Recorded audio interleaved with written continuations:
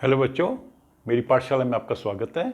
आज की इस क्लास में हम chapter 8 winds, storms and cyclones वह समझेंगे। लेकिन विंड्स, स्टॉर्म्स एंड साइक्लोन्स समझने से पहले हम थोड़ा एटमॉस्फेयर के बारे में समझेंगे। एटमॉस्फेयर क्या चीज़ होती है और एटमॉस्फेरिक प्रेशर क्या होता है। हवा जब तेज चलती है तो तब प्रेशर का क्या होता है, हवा गर्म होती तो क्या होता है, वो सब चीज़ें समझ लेंगे। उसके बाद में हम जब जब सब ये चीज़ें जान लेंगे तो हम समझेंगे कि विंड्स वगैरह कैसे बनती हैं, स्टॉर्म्स कैसे बनते हैं, साइक्लोन्स कैसे बनते हैं। एटमॉस्फेयर क्या चीज़ है? एटमॉस्फेयर बेसिकली वो गैसेस का लेयर्स हैं जो धरती के चारों तरफ फैली हुई हैं। ये जैसे धरती है, इसके चारों तरफ गैसेस की लेयर्स हैं। इस लेयर को, गैसेस की लेयर्स को हम कहते हैं एटमॉस्फेयर। इसमें कौन सी गैसेस होती हैं? इसमें 98% नाइट्रोजन है, 21% ऑक्सीजन है, 0.9% एर्गन है और बाकी जो 0.1% बचता है इसके बाद में, उसमें कार्बन डाइऑक्साइड और अदर गैसेस हैं, प्लस वाटर वेपर। जितने भी आप क्लाउड्स वगैरह देखते हैं आकाश में, वो सब इसमें 0.1% में आते हैं। तो जो एटमॉस्फेयर है उसकी क्या लेयर्स हैं? सबसे नीचे लेयर होती है ट्रोपोस्फियर, बिल्कुल सरफेस के पास, करीबन 10 से 15 किलोमीटर इसकी हाइट है from the surface of the earth, करीबन 10-15 किलोमीटर। ये सबसे नीचे लेयर है ट्रोपोस्फियर और करीबन 75% गैसेस यहां पर हैं। जो पूरी एटमॉस्फेयर में गैसेस हैं उसका 75% ट्रोपोस्फियर में है और ट्रोपोस्फियर में ही सारी वेदर की जो कंडीशंस डेवलप होती हैं, जैसे क्लाउड्स बनेंगे, स्नो होगी, विंड्स आएंगे, स्टॉर्म्स आएंगे, साइक्लोन्स आएंगे, तो ये सब ट्रोपोस्फियर में होता है। उसके बाद में स्ट्रेटोस्फियर आता है, उसके बाद में मीजोस्फियर, थर्मोस्फियर, उसके ऊपर एक्सोस्फियर और सबसे ऊपर आयनोस्फियर। और ऐसा वैज्ञानिकों का मानना है कि करीबन 100 किलोमीटर की रेंज में, सरफेस से लेके 100 किलोमीटर तक जितना एटमॉस्फेयर है उसमें 99.9999% गैसेस हैं। दैट इज तकरीबन सारा जो एटमॉस्फेयर गैसेस हैं वो 100 किलोमीटर की रेंज में है और उस 75% ट्रोपोस्फियर में है, 10 से 15 किलोमीटर की रेंज में। तो ये जो बाई बैलेंस है 0.0001%, ये 100 किलोमीटर के बियॉन्ड है। कुछ वैज्ञानिकों का अनुमान है कि 2 लाख किलोमीटर तक भी जाता है या उससे ऊपर भी जाता है, पर वहां पे बहुत थिन एयर है, ऑलमोस्ट ना के बराबर। तो ये हो गया हमारा एटमॉस्फेयर, जिसमें मुख्यतः ऑक्सीजन और नाइट्रोजन है। अभी दूसरी चीज हमने समझनी है, एटमॉस्फेरिक प्रेशर।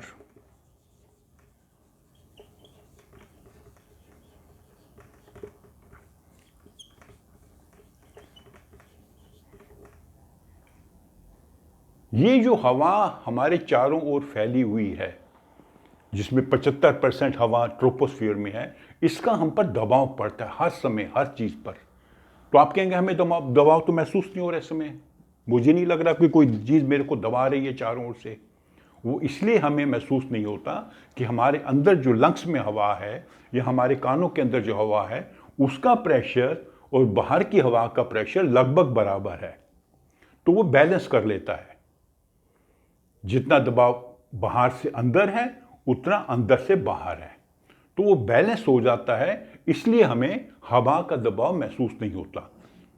लेकिन सडनली मान लीजिए आपको जाना पड़े हाइट पे, आप बाई एयर लद्दाख चले जाएं, तो लद्दाख में एटमॉस्फेरिक प्रेशर कम होगा, तो वहां पे सडनली आपको थोड़ा सा अनकंफर्टेबल फील होगा कुछ समय के लिए, कुछ घंटों के लिए, हो सकता है एक दिन के लिए। इसलिए अक्सर जो लोग पहाड़ों पे जाते हैं वो थोड़ा वहां पर कुछ देर का अलग अलग जगहों पे रुक के अपने आप को एक्लेमेटाइज करते हैं, अपने आप को थोड़ा अपने आप में वो शक्ति पैदा कर लेते हैं कि उस मौसम को वो सहन कर सकें, उस प्रेशर को वो सहन कर सकें जो लो है। जो एटमॉस्फेरिक प्रेशर होता है ये डिपेंड करता है हाइट के ऊपर, एल्टीट्यूड के ऊपर। सी लेवल पर प्रेशर कम होगा और जैसे हम ऊपर जाएंगे, हाइट पहाड़ों पर जाएंगे, प्रेशर सी लेवल पर प्रेशर हाई होगा और हाइट पर प्रेशर थोड़ा कम होगा। जितना हम ऊपर जाएंगे प्रेशर कम होता जाएगा। और दूसरा ये निर्भर करता है टेम्परेचर पर भी, वो हम अलग से डिस्कस करेंगे। तो अभी हमें डे टू डे लाइफ में कैसे पता लगेगा कि एटमॉस्फेयर जो है उसका प्रेशर होता है। उसके कई एग्जांपल्स हैं। जैसे आप ले लीजिए कॉमन एग्जांपल, जब हम ड्रिंकिंग स्ट्रॉ से कोल्ड ड्रिंक पीते हैं।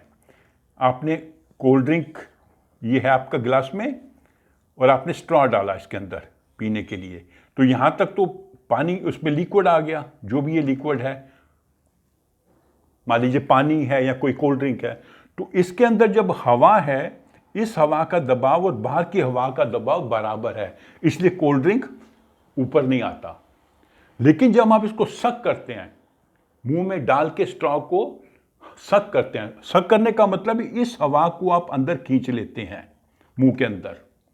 तो जब यहां से हवा आपके मुंह के अंदर चली गई तो यहां पे हवा कम हो गई इस पोर्शन में, तो अंदर का दबाव कम हो गया, बाहर का हवा का दबाव ज्यादा है और वो लिक्विड ऊपर आएगा। तो स्ट्रॉ से हम लिक्विड जब पीते हैं, हम क्या करते हैं कि पाइप के अंदर हवा खींच लेते हैं, जिससे अंदर हवा का दबाव कम हो जाता है, बाहर का हवा का दबाव जो है उसको प्रेस करता है लिक्विड को, और लिक्विड पाइप के अंदर आ जाता है। ठीक है। अगर आप किसी चीज को गिराएं, मान लीजिए आप इसको गिराते हैं ऐसे, ये बहुत धीरे धीरे नीचे जाएगा। धीरे धीरे नीचे क्यों गया? कि नीचे से हवा का दबाव है जो इसके फॉल को, इसके गिरने में रुकावट पैदा करता है। लेकिन अगर इसी चीज को हम एक कॉपी पे रख के गिराएं, अब कॉपी का वेट ज्यादा है तो वो उस दबाव को बर्दाश्त कर लेगा जो हवा का है। अब ये पेपर एकदम नीचे गिर जाएगा। पहले पेपर को गिराया था तो धीरे धीरे गिरा, डोलता हुआ गिरा, क्योंकि नीचे से हवा उसको दबाव डाल रही है, उसके फॉल को, उसके गिरने में अवरोध पैदा कर रही है। लेकिन जब ये हमने इसको कॉपी के ऊपर रख दिया, अब इसके ऊपर हवा का दबाव सीधा नहीं पड़ रहा, हवा का दबाव पड़ रहा है कॉपी के ऊपर, और कॉपी का वेट ज्यादा है, तो ये पेपर एकदम नीचे गिर जाएगा, क्योंकि अब हवा का दबाव इसमें अवरोध पैदा नहीं कर रहा। आप साइकिलिंग करते हैं, और खासकर अगर हवा के विपरीत साइकिलिंग कर रहे हैं, हवा ऐसे चल रही है और आप ऐसे साइकिलिंग कर रहे हैं, तो एकदम आपके चेहरे पर हवा फील होगी। बोट्स चलती हैं, आजकल तो खैर सभी इंजन से चलती हैं, पेट्रोल डीजल से या स्टीम से। पहले वो चलती थी सेल बोट्स, जिसमें पाल लगी होती थी, जिसको कहते थे पाल नौका।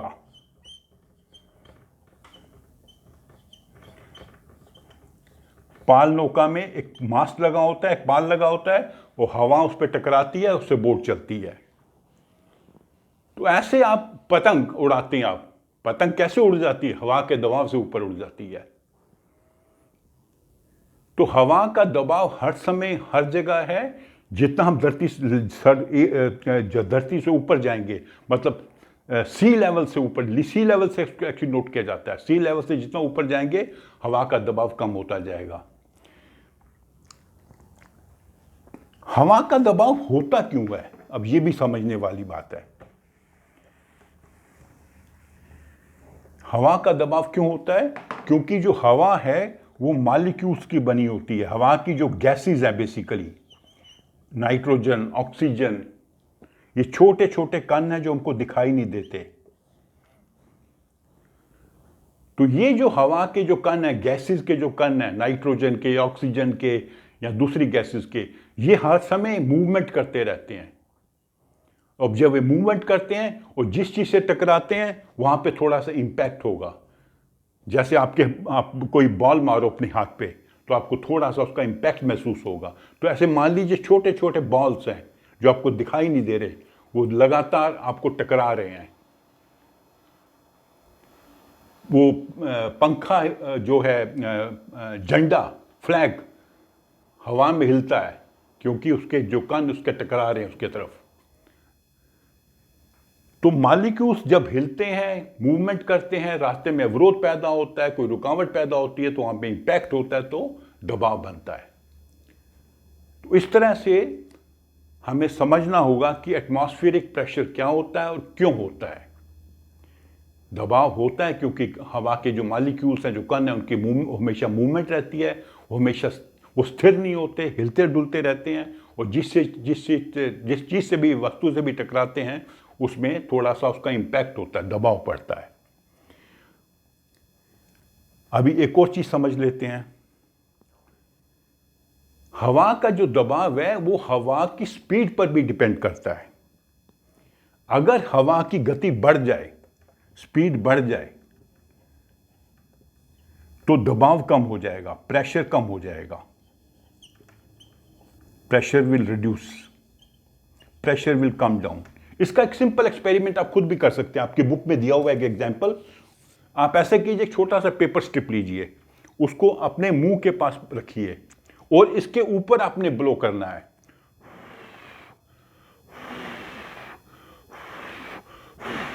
आप ऊपर ब्लो कर रहे हैं, ये पेपर स्ट्रिप है, आप इसके ऊपर ब्लो कर रहे हैं तो पेपर ऊपर आ रहा है। अब देखिए पेपर ऊपर आएगा।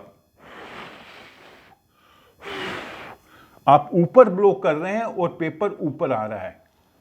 ये पेपर स्ट्रिप क्यों ऊपर आ रही है? जब ऊपर आप ब्लो करते हैं तो जो हवा की गति बढ़ जाती है, ऊपर हवा की गति बढ़ जाती है मेरे ब्लो करने से। ब्लो करने से हवा की गति बढ़ जाती है तो ऊपर लो प्रेशर हो जाता है। ठीक है, जब ऊपर लो प्रेशर हो गया तो नीचे हाई प्रेशर है। ये मैंने स्ट्रिप मुंह के पास रखी है, यहां मैंने ब्लो किया, यहां पे ब्लो करने से स्पीड बढ़ी हवा की, तो स्पीड बढ़ने से लो प्रेशर हो गया, दबाव कम हो गया। लेकिन स्ट्रिप के नीचे दबाव जो है ज्यादा है, एयर प्रेशर जो नीचे है वो ज्यादा है, क्योंकि मैं ऊपर ब्लो कर रहा हूं, नीचे ब्लो नहीं कर रहा।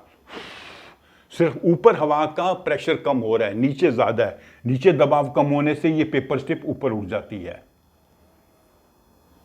तो जब हवा की गति बढ़ती है तो प्रेशर कम हो जाता है। एक और एक्सपेरिमेंट आपकी बुक में लिखा है, वो भी आप खुद भी कर सकते हो, मैं करके बताता हूं। ये छोटा सा एक पेपर का बॉल है, मैं बॉटल के मुंह के ऊपर रखा है। अब मैं ब्लो करूंगा तो ब्लो करने से बॉल अंदर जाना चाहिए, वो जाएगा नहीं, बाहर आ गया उल्टा।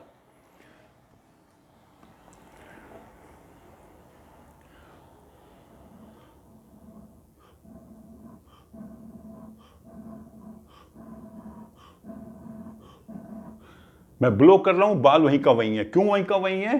कि जब मैं ब्लो करता हूं तो ये जो बॉटल का मुंह है, यहां पे हवा की गति तेज है। गति तेज होने से यहां पर इस एरिया में प्रेशर कम हो गया, अंदर प्रेशर ज्यादा है। और ज्यादा जो प्रेशर है बॉटल का,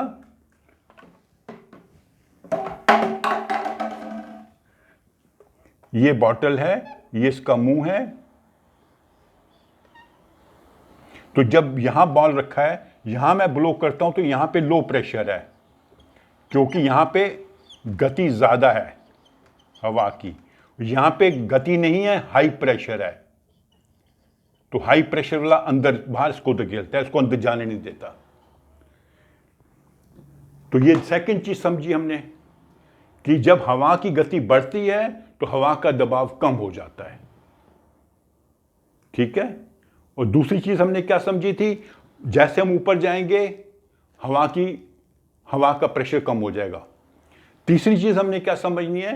जब हवा गर्म होती है तो आप एक एक्सपेरिमेंट खुद कर सकते हैं। एक कैंडल लीजिए और उसको जला के उसके फ्लेम से काफी ऊपर हाथ रखिए, मान लीजिए करीबन 1 फुट ऊपर हाथ रखें। वहां पर भी आपको हॉट एयर महसूस होगी। क्यों हॉट एयर महसूस होगी? कि जब आप कैंडल को जलाते हैं, ये कैंडल आपने जलाई यहां पे, तो यहां की हवा गर्म होकर ऊपर उठेगी। आपका हाथ यहां पर है, आपको गर्म महसूस होगी। तो इसमें क्यों होता है? इसका रीजन ये है कि जब हवा गर्म होती है तो एक्सपेंड करती है। कोई भी चीज को आप गर्म करोगे वो एक्सपेंड करेगा। लिक्विड को भी गर्म करोगे वो एक्सपेंड करेंगे। आपने वो क्लिनिकल थर्मामीटर के बारे में जाना था, एक वीडियो मैंने बनाया था कि क्लिनिकल थर्मामीटर के अंदर मरकरी होता है, उससे हम शरीर का तापमान नोट करते हैं। उसको जब आप थर्मामीटर को आप मुंह के अंदर रखते हैं टंग के नीचे, तो धीरे धीरे मरकरी गर्म होता है और फैल के पूरी ट्यूब में फैल जाता है, और तब तक फैलता है कि जब तक वो पूरा गर्म ना हो जाए। जब उसका तापमान शरीर के तापमान के बराबर हो जाएगा फिर एक्सपेंशन रुक जाएगा, फिर आप नोट करते हो शरीर का तापमान कितना है। चीज़ें एक्सपैंड होती हैं गर्म होने से। हवा भी गर्म होकर एक्सपैंड करती है। तो एक्सपैंड करने से क्या होता है कि वो उतनी अमाउंट ऑफ जो गैस है वो ज़्यादा जगह लेती है। जैसे थर्मामीटर में जितना लिक्विड था वो ज़्यादा जगह घेरता है, उसका लिक्विड की क्वांटिटी नहीं बढ़ती। मान लीजिए उसके अंदर हमने 1 ग्राम लिक्विड मरकरी रखा हुआ तो 1 ग्राम ही रहेगा, लेकिन वो फैल के ज़्यादा जगह घेरेगा। वैसे ही अगर हम हवा को गर्म करेंगे तो वही हवा ज़्यादा जगह घेरेगी। ठीक है, मान लीजिए आप एक बैलून में 1 ग्राम हवा डाल दें, उसको गर्म करें तो धीरे धीरे बैलून फूल जाएगा, क्योंकि हवा गर्म होने से हवा फैलेगी और वही 1 ग्राम हवा ज़्यादा जगह घेरेगी। तो पहले 1 ग्राम ने थोड़ी जगह गिरी थी, फिर ज़्यादा जगह गिरी, ज़्यादा जगह कम हो जाएगा, वो हल्की हो जाएगी, ऊपर की ओर उठेगी। इसलिए हमेशा हवा गर्म होकर ऊपर उठती है। धुआं भी देखा होगा आपने, सब निकलता है ऊपर की ओर उठता है। हमने एक्सपेरिमेंट किया, कर सकते हैं, वो कैंडल रख के ऊपर रखेंगे, हवा ऊपर की ओर उठती है, गर्म हो जाती है, एक्सपैंड करती है, हल्की हो जाती है, हल्की होने से ऊपर की ओर उठती है। इसी कारण से फिर ये विंड्स बनती हैं, वो हम अगले वीडियो में समझेंगे। तो अगर हम आज का ये सारा टॉपिक को कंक्लूड कर दें तो पहली चीज़, एटमॉस्फेयर क्या है? जो लेयर ऑफ गैसेज हैं धरती के चारों ओर फैली हुई, जिसमें 75% गैसेज जो है ट्रोपोस्फियर में है। दूसरा, हवा का प्रेशर होता है, दबाव होता है।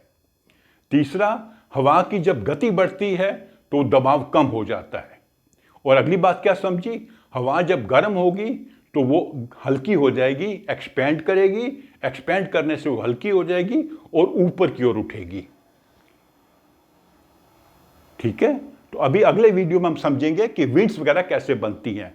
तो अगर आपको ये वीडियो अच्छा लगा है तो इसे आप लाइक करें, अपने फ्रेंड्स के साथ शेयर करें और मेरे चैनल को सब्सक्राइब करें। Thank you.